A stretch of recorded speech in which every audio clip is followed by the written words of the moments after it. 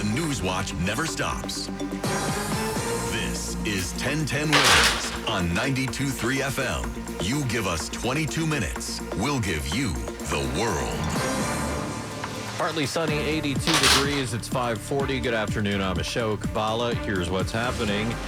A lot of cleanup after storms hammer the tri-state area, causing power outages, lots of flight cancellations, and messing up trains, too. We're in a rush, and we didn't know that the train was canceled until we got here. A third body found after Wednesday's fire and explosion at an apartment building in the Bronx.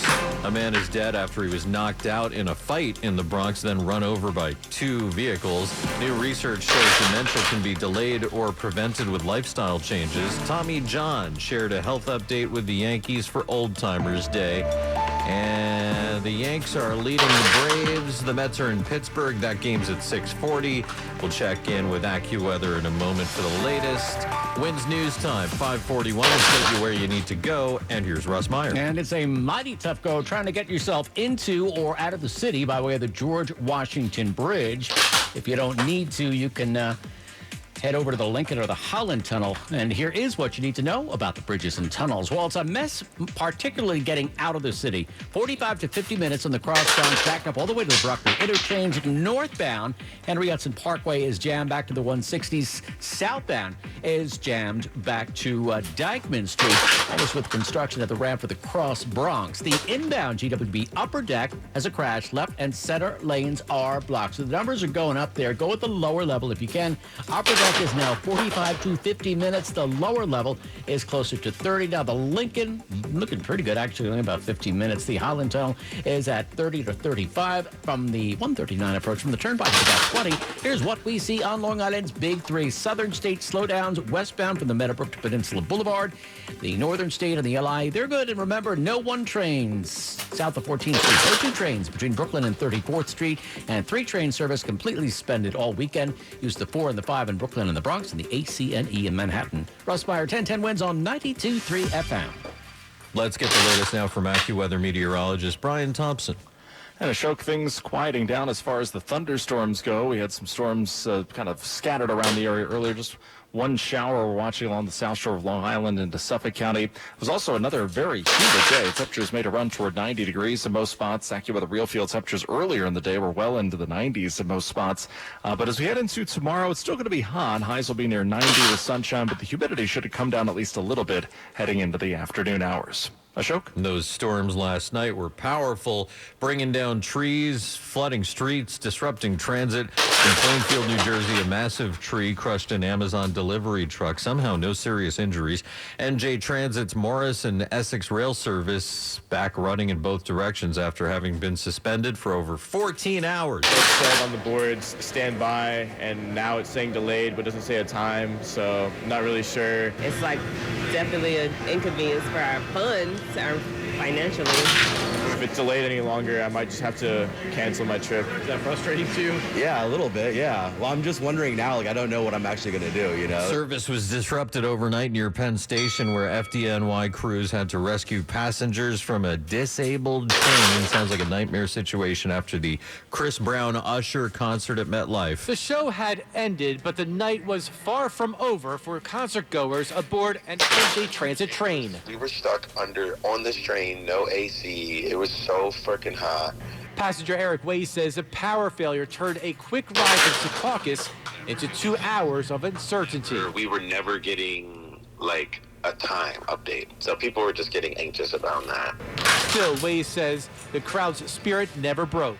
Everyone just kind of stayed in together, New York style, you know.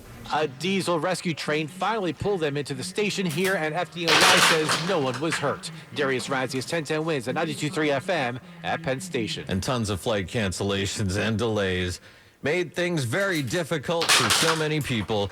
A third body has been found after a fire and explosion at a 5-story apartment building in the Bronx. The FDNY says at least 14 others were injured when the blaze broke out on East 209th Street in Norwood Wednesday afternoon. One victim still in the hospital.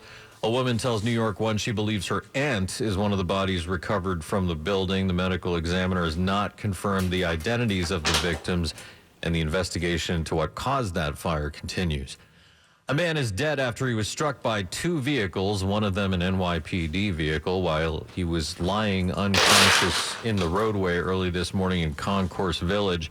Cops say it was just before 4 when the victim was knocked out while in a fight with another individual.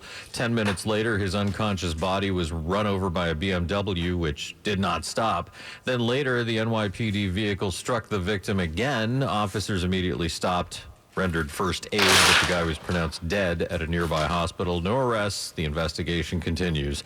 2 Little League teams in our area pushing for the World Series, and Bayonne, New Jersey. They're taking on Darien, Connecticut tonight at 7 in the Metro Region Tournament in Bristol.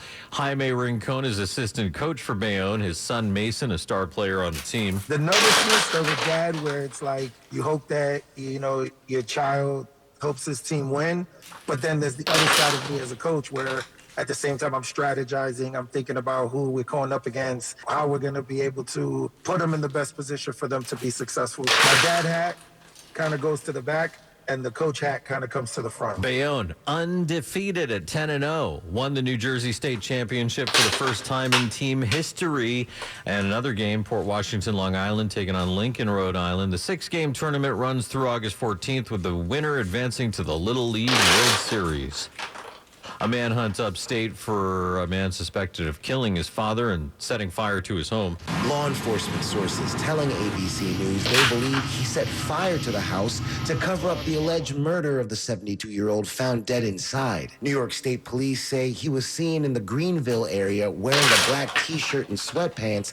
Investigators searching the quiet upstate New York area for any clues as neighbors are on edge. Ike Ajachi reporting. A group of city ferry workers voted unanimously to join the Transport Workers Union this week. Angelo Cucuzza is director of organizing with the TWU. He tells 1010 Wins. The fact that we got 100% of the workers voted in favor of TWU makes it even more exciting for us. And we're looking forward to expand our footprint at New York City Ferry as we continue discussions with other groups of workers at the